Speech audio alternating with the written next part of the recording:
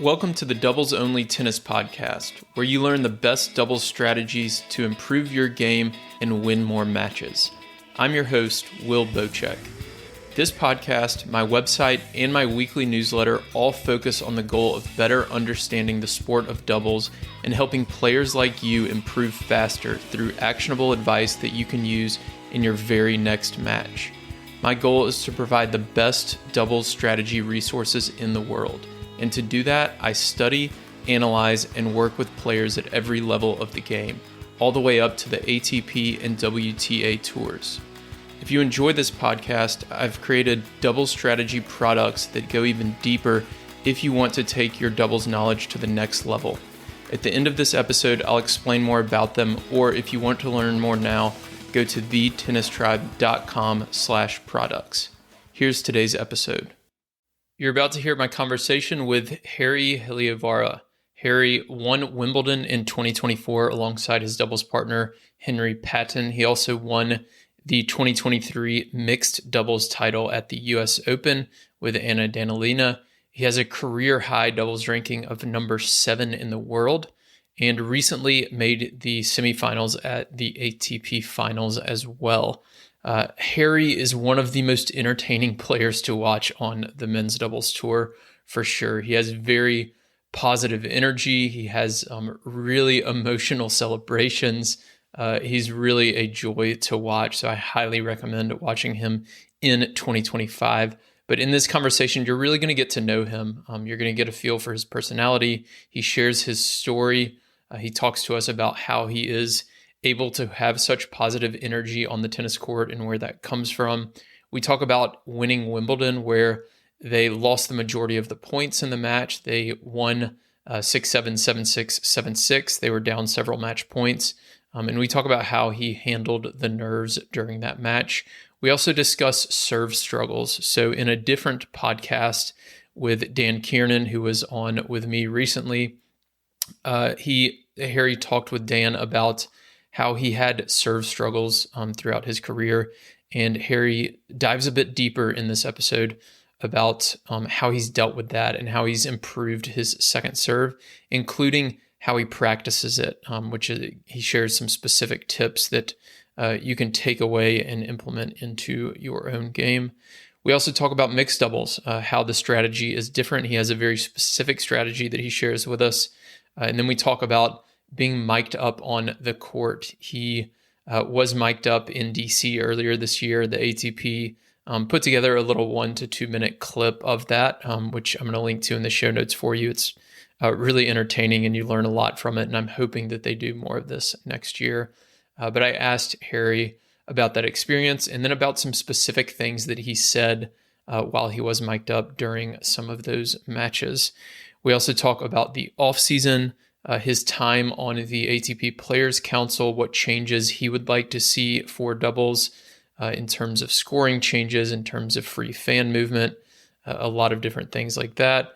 And then I also get to some of your questions from Twitter as well. So this is a pretty long, wide-ranging conversation. You're going to get to know Harri. Like I said, he's a very entertaining player, but he was also a great podcast guest. He's super thoughtful and insightful, and I think you're going to really enjoy this. So without further delay, enjoy my conversation with Harri Heliovaara. Hey everyone, welcome to the show. Today we have Wimbledon champion Harri Heliovaara on. Harri, welcome. Thank you very much. Thanks for coming on. And I'm excited to dive into this with you. You're one of the most, I feel like, thoughtful and energetic, and you've been on the ATP Players Council before, so these are all of the topics that I love to discuss and that people love to hear about. But I wanted to start with a very simple question for you. Where do you get your positive energy? That's a tough one. I don't know. I don't consider myself a very super energetic person outside the tennis court, but once I step on a court, I see a tennis ball, it all changes, and I just want to win a lot. I think that's one reason, and then once I appreciate winning and doing doing the best I can, then it's a positive energy, positive emotions. They just come from inside, from the heart, and I'm really proud of that for somehow also. Hmm. Yeah, it's, I mean, it's certainly very fun to watch, and I feel like not only the crowd feeds off of it, but I'd imagine it helps your partner as well. Yeah, yeah, definitely. That's my role on the court to keep my partner up as well in terms of energy. So I want to go back to Wimbledon earlier this year. You and your partner Henry Patton win what is one of the most epic finals in probably Wimbledon doubles history. 6-7, 7-6, 7-6. It was a super obviously tight match. I think every tiebreaker was like 10-8 or 11-9 or 8-6, something like that. But I wanted to ask, like, when you're in a big match like that, a final, y'all were down several match points throughout the match. How do you handle nerves? And is there anything you try to do differently going into, say, a tiebreaker in a very big match like that? That Wimbledon final, that was a strange match, I have to say. It for the whole match, it felt like we're not gonna win it. Like until we our own match point, with which came almost three hours into the match. But it felt like the opponents were better throughout the match. They won all the stats of the match. They won more points. They played much better than us, I felt like. But maybe one thing that we succeeded was that we accepted we would have accepted to lose the match as much as we would have wanted to win the match, I would say. So we weren't like forcing it. We didn't just want to win too much. We were happy on the court, whatever the score would have been, and I think that helped with the nerves as well. Obviously, it was the first big match for both of us. First Grand Slam final, and playing on the center court in Wimbledon is it's quite a special occasion. But we were so happy to be there. It didn't matter how the match ended up. Hmm. So you think like being willing to accept a loss helped you kind of release any nervous energy and not worry about the outcome as much, I guess? Yeah, that's exactly what I'm saying. For somehow it felt like, yeah, even we were down in the second set tiebreak, we were down in the third set tiebreak. We were still proud of what we were doing on the court. It didn't matter what the score was. We were just doing our best. I have watched the replay obviously a few times afterwards, but I was smiling Hmm. at the end of the third set, and I don't know where that came from, but it just showed how comfortable I was on the court. And our coach Calvin Betton, he said actually that I looked like a psychopath smiling there when it's 8-all in the Wimbledon final, third set tiebreak. But I think it was a very good side, and I hope I can do that in the future too. Maybe that's the secret. Look like a psychopath on the court, and you play a little bit better. Yeah, That's funny. save those psychopath moments for the finals. So let's step back even further. Share your story with us. How did you get started in tennis, all the way to kind of where you are now, in maybe 2 or 3 minutes?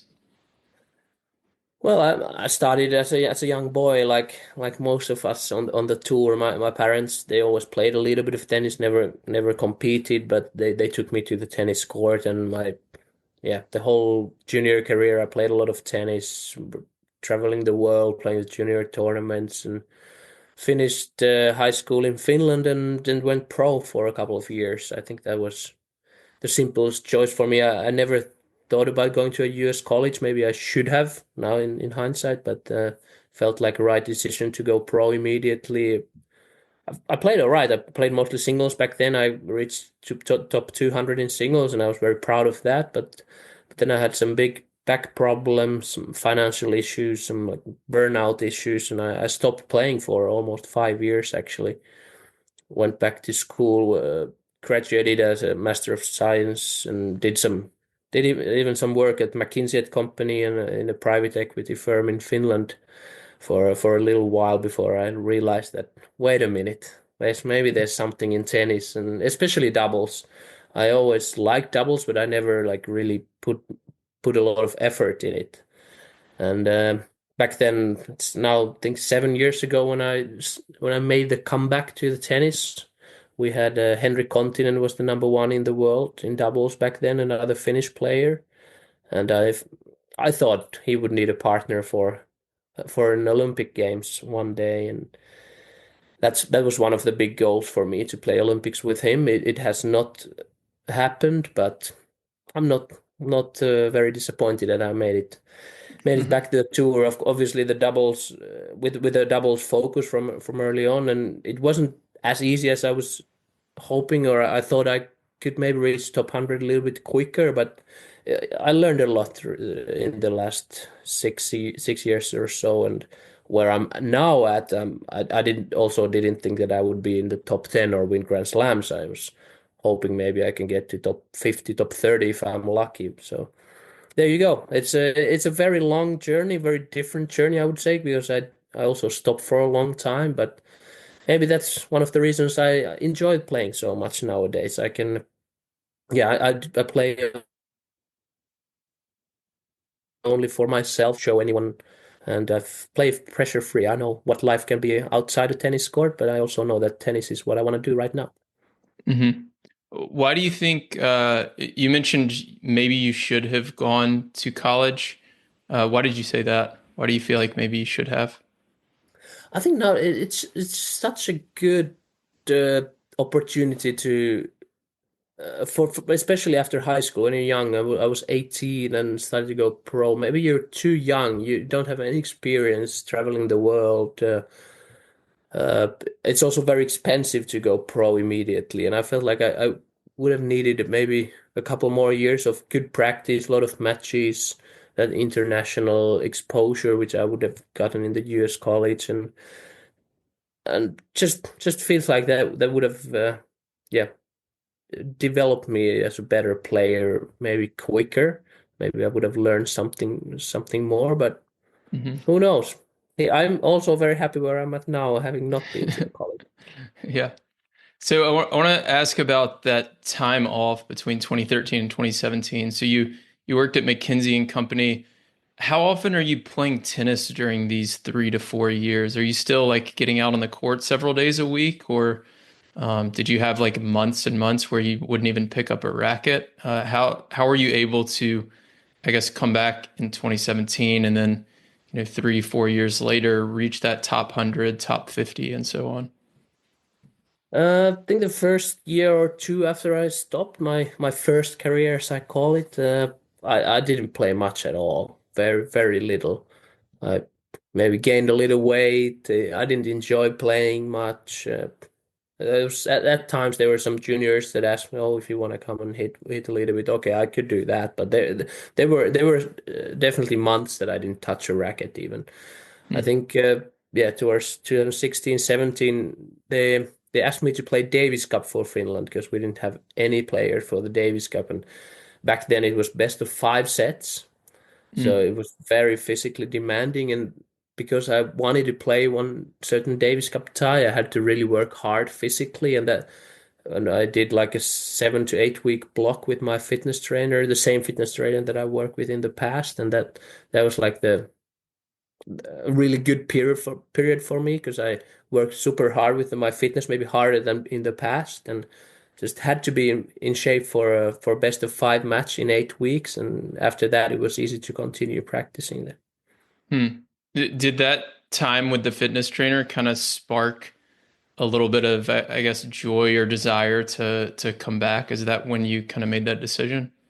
Yeah, definitely. Yeah, when I started to I started to exercise more, play tennis more, and then I felt like I was enjoying it again. Hmm. Also, the I didn't have any pain like I had in the past. I also found we found new medicine for my back problems, some new ways to cope with that, which also helped a lot. And yeah, it's much easier to enjoy something when you're pain free. Hmm.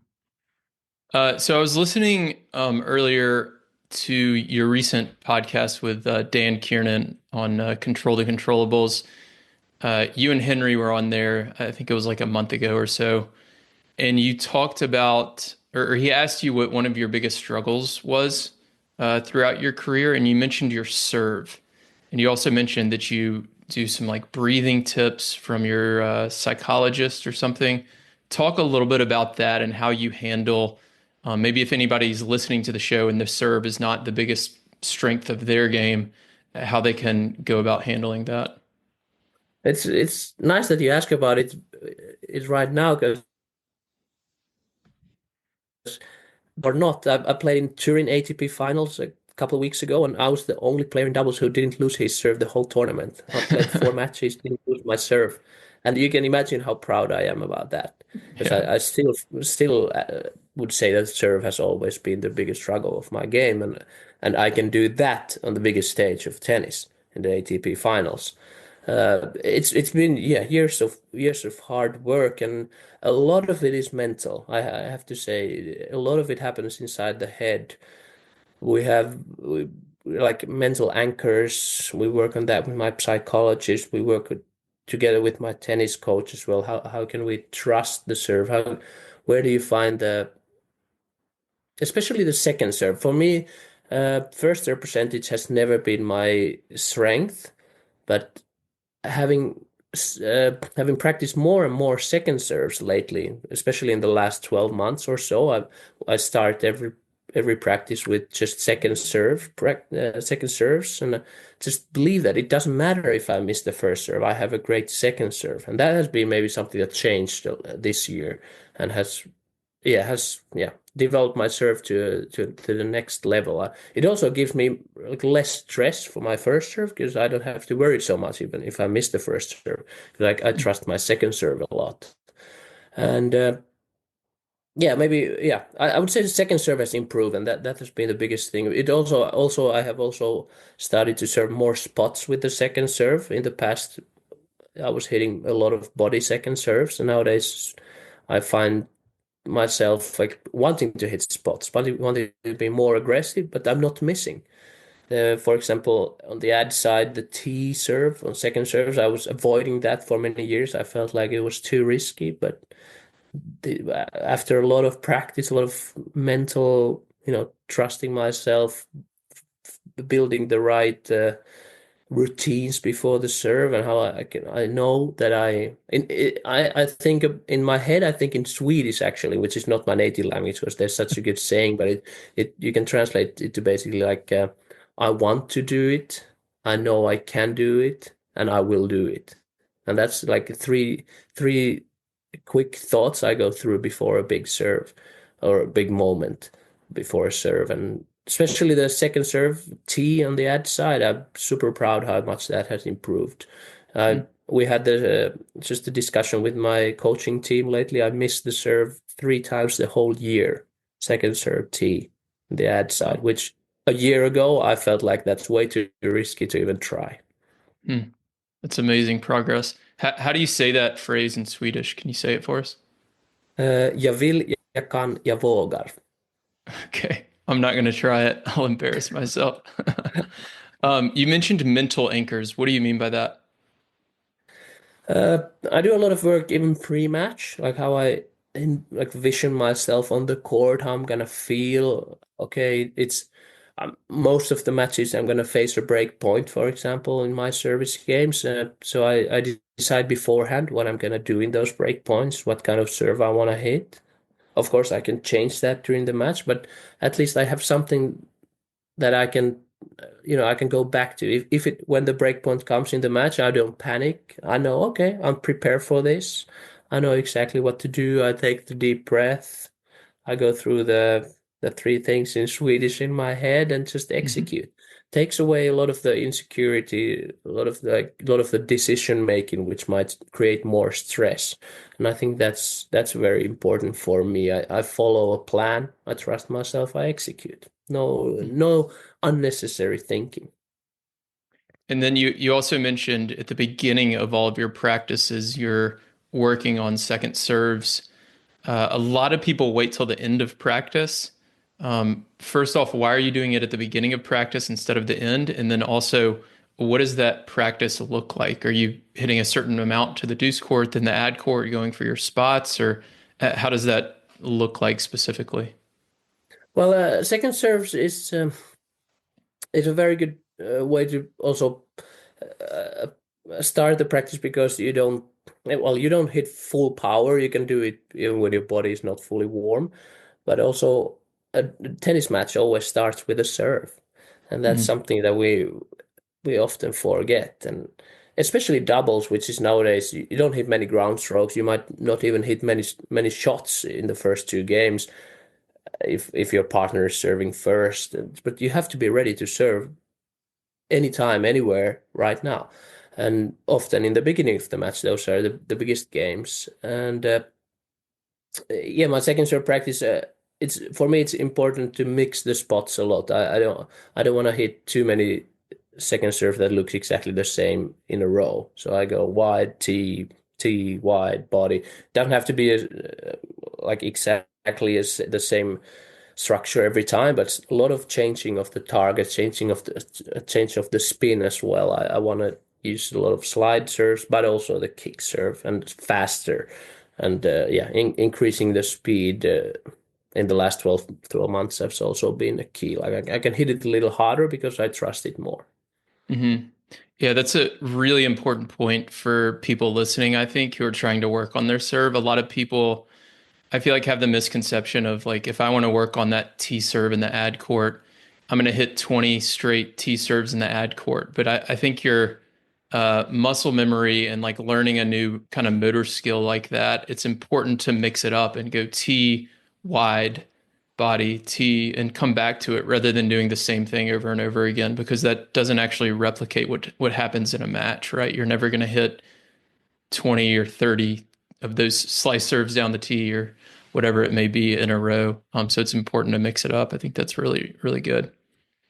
Um, you also won the US Open in mixed doubles back in 2023 with Anna Danilina. Um, what do you do differently in mixed doubles? How does the strategy change for you? That's a good question. It is different. It is a lot different, I would say. Yeah, honestly, as a guy, you need to cover more court than you would in a normal double match. I think that's just that. I have to be honest with that. Uh, you have to be more brave as well. I think you have to read the game a little bit more. Try to be more active. Trust yourself a lot. I'm gonna be the player on court who makes it or breaks it. I might miss a little bit more than usual because I have to be more aggressive. But if I succeed, then we do well. Uh, I think strategically, it's been interesting to. I still haven't played a lot of mixed doubles. It's just the Grand Slams and just 4 times a year, and in the last 2 years only. But I find that, for example, after the serve, it's not worth it to play serve and volley because with the first volley you can't be as aggressive as with the first shot from the baseline in a mixed doubles match. And if I hit a first volley to the opponents, they will always hit the next shot to my partner, which might not be the ideal play for us. Whereas if I stay back, I can maybe hit a forehand full power through to a corner or middle of the court, and then they might not be able to hit the next ball to my partner as well. And some like small things like that I've learned, but it's also mixed doubles super important to keep your partner happy, like in all doubles matches. And I think Mm-hmm. even more important in mixed doubles, just the chemistry has to be good because most of the teams in professional mixed doubles matches haven't played much together. But if you can have good energy, good you know relationship on court with your partner, that can really help you win some matches. Mm. Yeah, that's a good point about the half volley. I'd never thought about that before, but that as you're saying that, that makes total sense to me. To be able to like go full power on that, it's going to be tougher for that opponent to redirect down the line than if they're hitting that same shot off of your half volley. So that yeah, that makes a lot of sense. Uh, Next question. So a lot of normally at the Masters 1000s, less so at the majors, but still there. Sometimes you'll have singles players who don't play a lot of doubles, but they'll be on the doubles court. Um, and I imagine that's pretty tough for you as a doubles player facing somebody with a very different game style. A lot of times they have bigger serves, better ground strokes. Who are maybe 1 to 3 singles players that you've faced over the last several seasons? that are very good at doubles as well, or maybe that you've struggled against? Yeah, one of the most difficult opponents for us as doubles guys are the singles guys who want to win but don't care if they lose. That's the worst Okay. opponent that you can get, and that often happens. For them it's not the end of the world if they lose, but they're still very happy to win. Yeah. Um, I would say Felix Auger-Aliassime. I played him 2 times in the last 2 years. And I just didn't find a hole in his game. I had no idea what to do against him. He was Mm. returning my every serve. His own serve is massive. He's maybe not the best net player, but he's still a very good tennis player. He covers a lot of court. He's a big guy. I think he was. I was very impressed with his double skills. Uh, Another one, yeah, he's definitely the first one I'm thinking. I have played a lot of singles guys. Ben Shelton, his service is very good. He wants the ball in doubles, which is maybe different than some singles guys who maybe avoid it a little bit at the net, but he wants the ball. I managed to beat him maybe once or twice, but he's also beaten me a few times. And he's a good guy. He's always having a good time on court, which also the atmosphere is good. I like to play against him, but he's also very tricky, especially with a serve like that. Hmm. I think you played him in DC this year, and you were mic'd up for that match, which was my next topic of conversation. So I watched the highlights again of that match where you're mic'd up, which was so entertaining for people listening. I'm going to link to it in the show notes. And I wanted to go over some of the quotes from that match Oh no. that you had. So we're going to start with an easy one. So there was a moment from the highlight where you're huddled up with Henry Patton. All you said was him to him was IT left. So talk about what that means and then what else goes on in that huddle as the serve team. Yeah, that comment is before a serve. We keep it very simple, especially in Washington. We were playing with a little bit less time between the points. We had to be very, very precise with our with our discussion. So IT right would mean the formation that we're gonna play. I formation, the service partner is gonna be down in the middle of the court. T is where the service is gonna go, and right is where the service partner is going to move after the serve.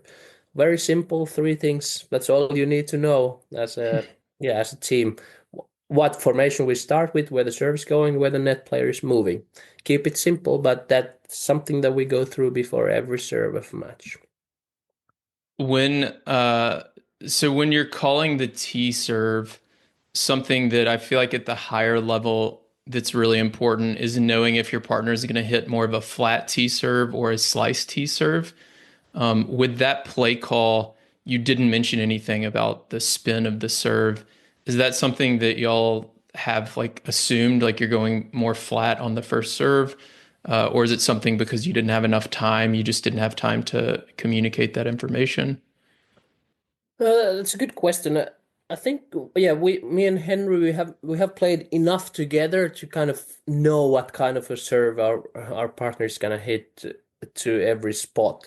I think the Mm, only exception is the wide serve to add, especially for me, where I can go flat wide or I can go heavy kick wide.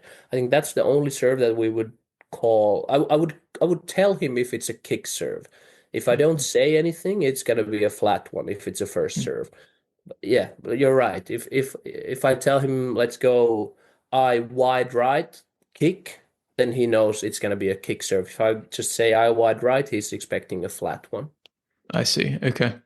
And then there was a lot of conversation on changeovers as well. What is kind of your, I guess, goal or philosophy as far as communication and what you're trying to get done on a changeover during a match? I think there's sometimes the problem of not saying anything, and I don't think that's a good situation, but there's also no need to talk about nonsense stuff either. I think it's finding the balance between saying something, keeping close to your partner, but still keeping it relative to the match. I Hmm. think me and Henry, we often we share a thought or two during a changeover, how we feeling, how we want to approach the next game, if there is something we want to change. But just important to say a couple of things. We stay together. We're a team there. We need to look like a team. We need to feel like we're connected to each other. And just a couple of things. That's all you need to say. One of the things that I heard you say multiple times in this highlight for DC, I guess it was in between games, but not during a changeover. You said first point here. What does that mean, and why did you keep saying that? Um, another good question. Our coach Calvin had emphasized the importance of first point of the games for us. We in the some games, some tournaments earlier this year, we were a little bit, I don't know what the word is. It's not lazy, maybe just a little bit off the focus. We haven't been fully focused in the first points of the game. We too often the opponents have gone 30-love in their service game too easily. So our coach Calvin gave us a very clear goal to be very focused for the first 2 points of each game. I think that was something I was just reminding him about. Okay, the first point is as important as a break point. So let's be very focused from the first point of the game. Let's not give them any easy holds, or let's make sure we can get some easy holds by being very Hmm. successful in the first points of our service game. Okay. Did uh, did that just so it sounds like that mostly applied to return games for you? I mean, obviously the first point of every game is big, but that was something that was a focus for you on return games specifically. Yeah, specifically return games. Yeah, just Okay. not to give any 30 loves, any easy 30 loves. We don't want to miss two returns of serve. It's it's just a different pressure for the opponents if they Sure. always have to work a little bit harder for their service games. Yeah. In one of the matches, you talked about how you said the ball's going to fly today, and this was a quote from your warm up, I believe. It looked like it was sunny, maybe it was a hot day. Why did you say that? And then what adjustments do you make when you feel like the ball is going to act a little bit differently? Yeah, but something that you want to some discuss with your partner. The conditions might be different when you play in DC in July. It's gonna be hot and humid, and the the ball is flying more than what we're used to. You might want to change your racket if you have another racket with a higher tension. I I didn't do that, but just keep in mind that okay, just a note to yourself that okay, if I'm gonna lob, the ball's probably gonna fly a little bit more. If I'm gonna hit it hard flat, maybe hit it a tiny bit softer, just to make sure that you know what the conditions are. It never hurts to say it out loud and discuss kind of with your partner how it feels. Mhm. And something else that y'all talked about on changeovers, I remember hearing when I was watching these highlights, Henry said to you a few times, it's really tough to return today.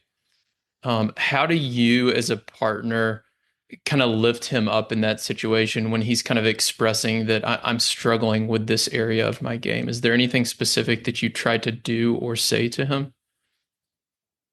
I think it depends on the situation on the match, how I also read how he's feeling. There are times when I just tell him, trust yourself, it will come. I know he's a great returner. He he has the ability to hit some bombs, and eh, every now and then you just need a little bit of time to find it.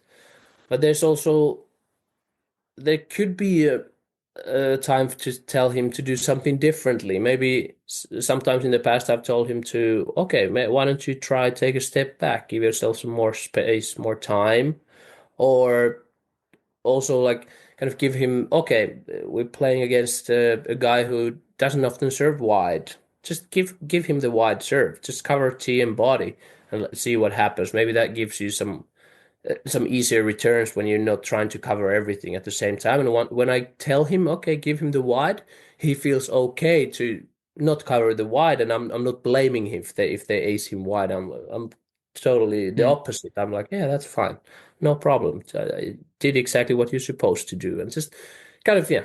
I think the main thing is to keep him relaxed, keep him happy. As always in Mhm. doubles, keep your partner Yeah. happy. It doesn't matter if you miss. I'm here to support you. I trust you. You're my partner, and we're here together. Just keep him happy. From a player's perspective, did you like the mic'd up experience? And then also from a, I guess, kind of tour and growth of doubles perspective, do you feel like it's good for doubles? I like it. I didn't mind it. I know some players felt a little bit against it for I don't know why. Maybe they were afraid of their secrets being out there in the open. But I understand. We in doubles we want to be, more open. We want to promote the game, and I was super happy to do it. I know Henry wanted to do it as well. He just couldn't find a way to wear the mic and the little thing with it comfortably, and he said, okay, he's not gonna, it's not worth it if it's bothering him too much. Sure. But I enjoyed it. I enjoyed playing it, but also I enjoyed watching some doubles matches. I think for me the most interesting was when Korda and Mickelson were playing, the two American singles guys, and they were having a good time on the court. And I just Mhm. love to hear some comments like, "Okay, new balls. I'm gonna nuke some returns here. Let's see." Like stuff like that. For the spectator, it gives so much more. Like how the players are feeling on court, how they're gonna approach the next shot. You might hear some tactical things, and also the emotions, everything. You get closer to a player when you hear them talking, even when you're watching a stream. Hmm. Yeah, 100%. Um, so I want to move on. I guess that's kind of related to like the growth of doubles, right? You were on the Players Council. You're not still on the Players Council, correct? This was the Not anymore. okay. What I guess when you were on the Players Council, what were some of the discussions around doubles, and then talk about what you expect to see over the next, say, 1 to 3, maybe 5 years. Um, and let's start with that. I've got a few other questions as well. It's a difficult topic, I have to say. There's not been much done to doubles in the last, you could say, 10 years. It's been quite stagnant. On the other hand, maybe that's good for us. Okay, the prize money in total has gone up, and we've kept our 20% all the time. So the prize money for doubles has gone up because the total prize money has gone up. But still, it feels like doubles is there because it has always been there. It's not there for a purpose. It's just there. I think the main thing, I was part of the doubles review group with some players, some tournament directors, some ADP staff. It's been very interesting, but an eye-opening also because you hear from all sides of the game. And yeah, the tournaments they struggle to find the reason for doubles other than like it's content for the on-site fans later during the week when they don't have many singles matches anymore, but they still want to provide something for the fans who come and watch tennis. The broadcasters are not interested in doubles at all, unfortunately, and that yeah, it's a difficult situation. There's not much done to promote doubles, but again, which comes first, the interest in the game, or you have to promote it a lot. You have to invest a lot if you want to get something out of it, or you just forget about doubles. Even that could be an option. But luckily, we were able to, convince everybody, the ATP and the tournaments that yeah, doubles is going to be part of the game in the future too. And yeah, these trials this year, I was part of the group that were planning the trials. I think the execution wasn't 100% successful, but at least we tried something. We're trying to find ways to make doubles more interesting, make the matches shorter. I think that was one of the biggest feedback from the broadcasters. They want to know how long doubles match takes. So, for example, before a singles final, they can schedule the double to start 1.5 hours before the singles match. And then Hmm. the fans on site can watch the doubles and the singles without a long gap in between, but also without the singles match being delayed because the doubles taking forever. And we also, yeah, we tried the different types of draws for the Masters 1000. We tried the mics with free fan movements, something to make the game more interesting, both on site and both for the fans watching the streams. But I think we will have more trials next year, and I think the still a little bit trying to find the right things to do to develop doubles. I think we are not there yet. Hmm. What changes would you make? Like if it were not a committee, but it were just totally up to you, what would you like to see? I would make it more like a show. I don't mind the fans moving else around the court. That doesn't bother me at all. I don't mind music being played next to the court. I hate the let rule after when the serve, let first serve when the ball touches the net. Everything like that. Everything to make Yeah. the game more interesting. I'm all about that. We discussed even some bigger changes to the game, like that every player needs to start behind the service line when the point starts. And I would be happy to even try that, make the points a little bit longer. Just to, I'm all for more radical changes too. I think if I'm brutally honest, the actual game, the plays are it's it's a little bit boring, especially on a fast court. It's too much serving. The rallies are not long enough for doubles to be interesting. There are Hmm. at times some amazing rallies on clay. Also, there's some very good doubles played, but most of the doubles is a little bit boring, and that's something I'm a little bit worried about. Hmm. Yeah, I've heard a lot of people say, and I can kind of relate to that the women's doubles is a little bit more exciting to watch because it's a little bit longer rallies and they're a little bit weaker on the serve side, stronger on the return side. So you're seeing a little bit more action. Whereas the men's side, you can go through 3 or 4 games in a row where no rally is more than 3 or 4 balls at the most. I guess Yeah, there's a few ways to do that. You could also slow down the balls or the court surface. That could be something that could be done. There's a lot of different approaches.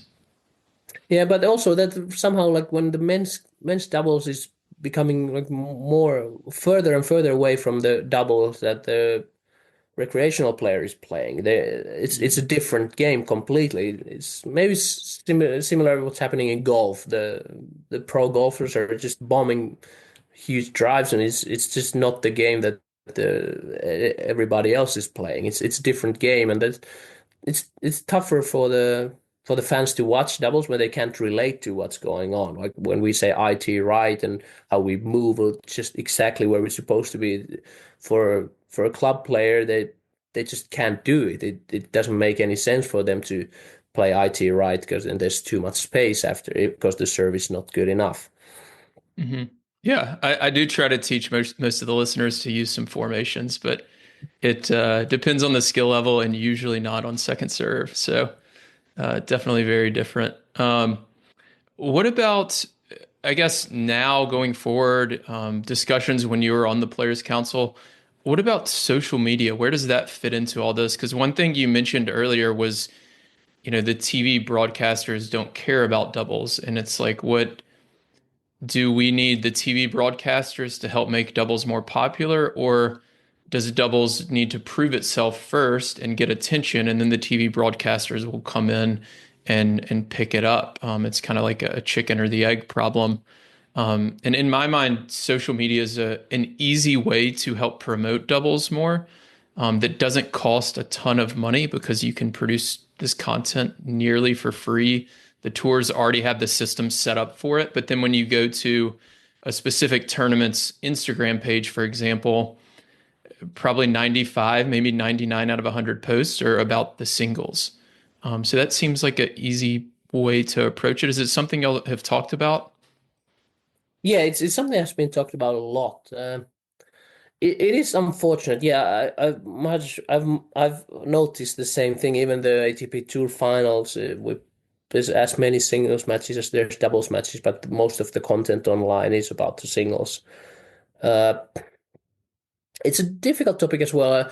Like you're not going to solve the whole problem of doubles by just doing more Instagram posts. I don't think that's the answer, but it is part of the answer, definitely. I think that like, all the promotion that we can do on social media helps doubles players, helps the doubles, uh, yeah, the whole doubles, how the game is played. At the moment, most of the interest in doubles is when the singles guys are playing, even if the actual game is not that great quality doubles. We have a Laver Cup doubles that's well, as a doubles guy, you see, okay, they're not putting away any balls. It's not great doubles, but because there's four very good tennis players, stars playing, the Hmm. audience is loving it. And how can we move from being like the single stars generating the interest for doubles to the doubles guys also generating interest for doubles? I think that's through promotion. You just have to be able to relate to the top doubles guys as much as you can relate to the top singles guys. Hmm. Yeah, and I think things like the being mic'd up and sharing clips like that on social media, and then even doing podcasts like this, like putting your own name out there. Maybe after somebody listens to this podcast interview, they become a Harri Heliovaara fan next year and they start watching some of your matches on TV next year. But I think the key word that you mentioned that I've talked about a lot with other players and coaches is stars. I think people aren't watching Alcaraz and Nadal play doubles because the doubles is better. It's because they are tennis stars. So the question is, how do we create more tennis stars in doubles? And the Bryan brothers obviously they did a great job of obviously being awesome doubles players, but they also promoted themselves really well. They always did media interviews. If they had more access to social media during the majority of their career, I'm sure they would have been all over it. They are now, even though they're retired. So I think, a lot of it can be the doubles players kind of promoting themselves as well. So there's a lot of different pieces to the puzzle for sure. I want to move on to a couple other questions and then I'll let you go. What does the off season look like for you? We're having this conversation on December 9th. You've got the season starting up in less than a month now. What does the off season look like? Where do you train? How much of that time is spent training with your doubles partner, Henry? Talk about that a little bit. Well, first of all, after the off season is not very long in tennis. It feels way too short every time, especially now that we made the touring finals. We last year even played the Davis Cup after that. So this year I have one more week, but still it's less than 6 weeks from the end of the last tournament till the start of the next one, start of the first one of next season. I took 2 weeks completely off, didn't touch a racket. I think that was important both for my body but also for my head.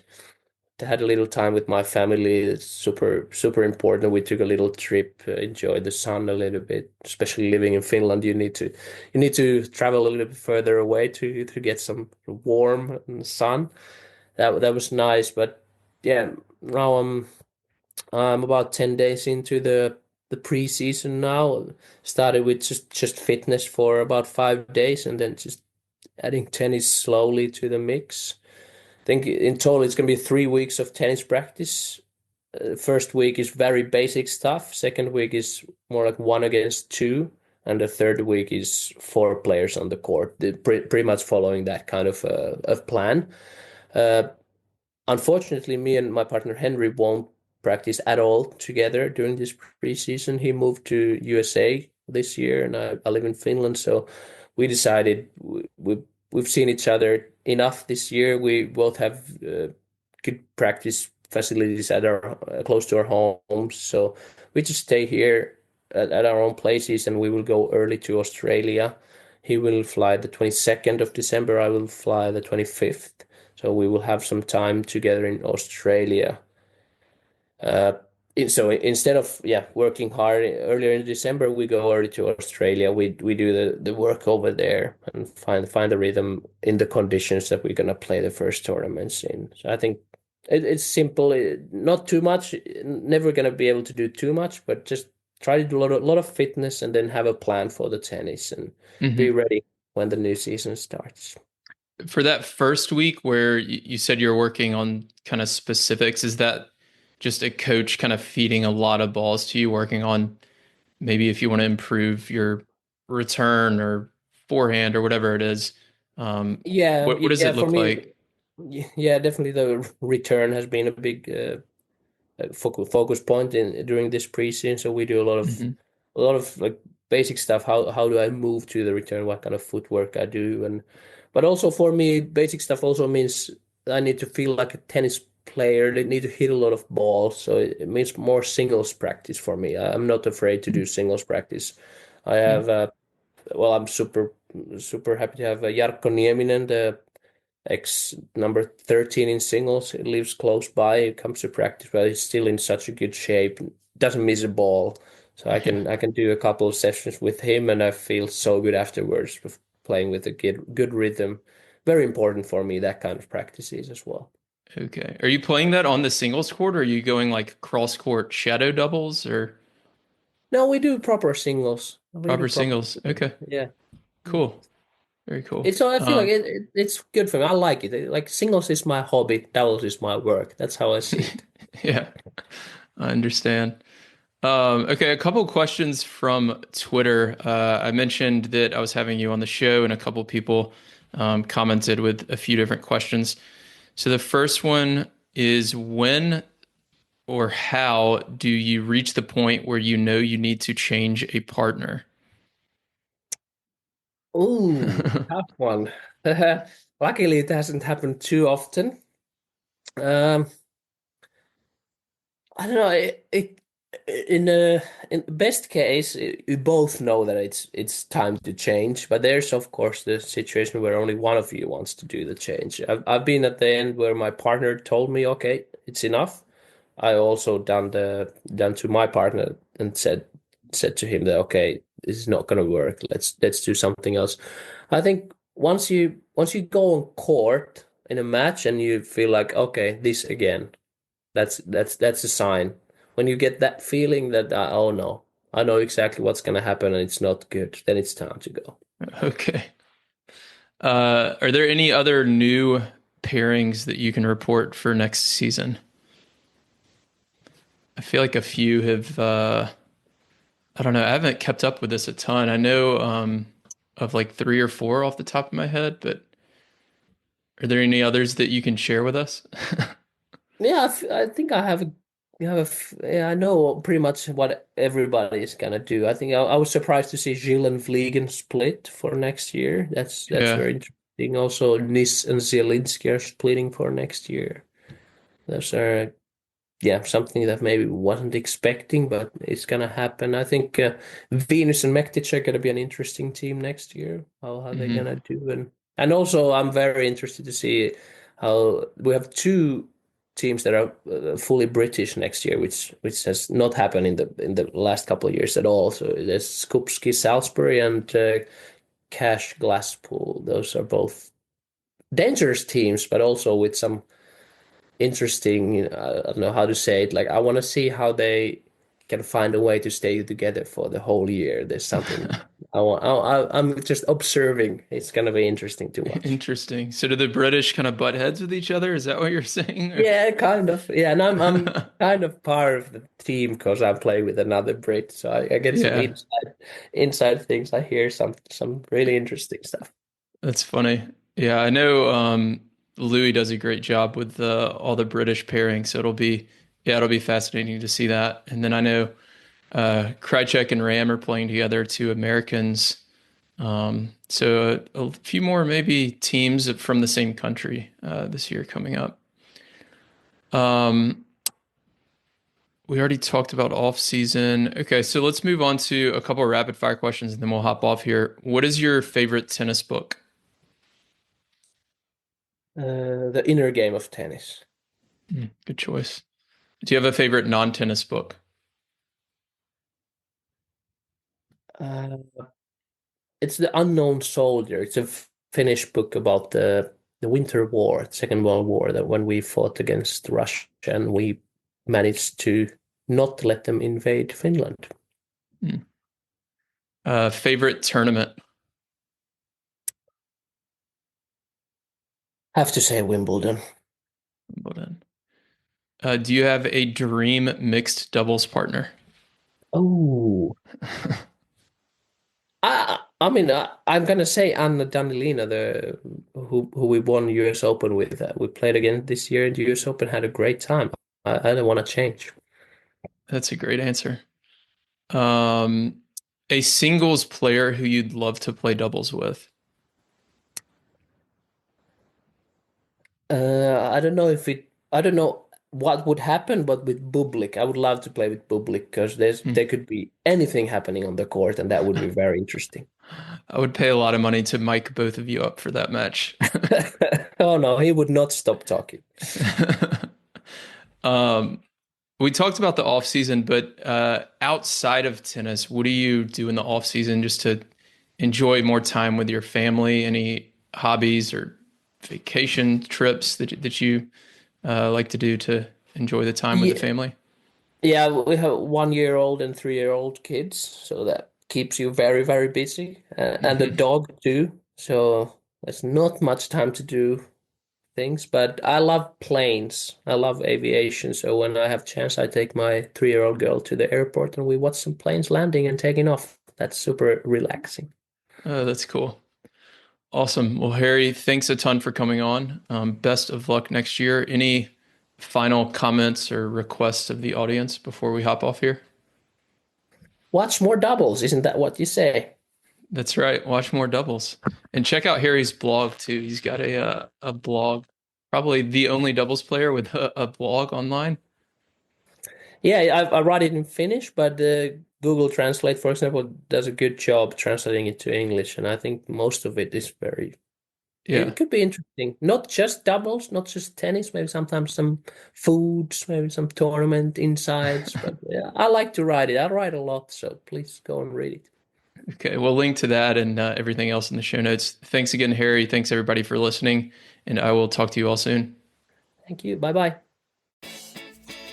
Thank you for listening to this week's episode of the Doubles Only podcast. If you're interested in diving deeper into any topics I discuss, I've created doubles strategy products that allow me to bring you more podcasts and other doubles content without relying on paid ads. I have ebooks and courses that help you make better strategic decisions during matches and become the smartest player on the court. Go to thetennistribe.com/products to learn more. You can also join my free weekly doubles strategy newsletter that includes video lessons and more on our homepage. If you want to connect, you can find me on Instagram, Twitter, and Facebook, or email me directly, will@thetennistribe.com.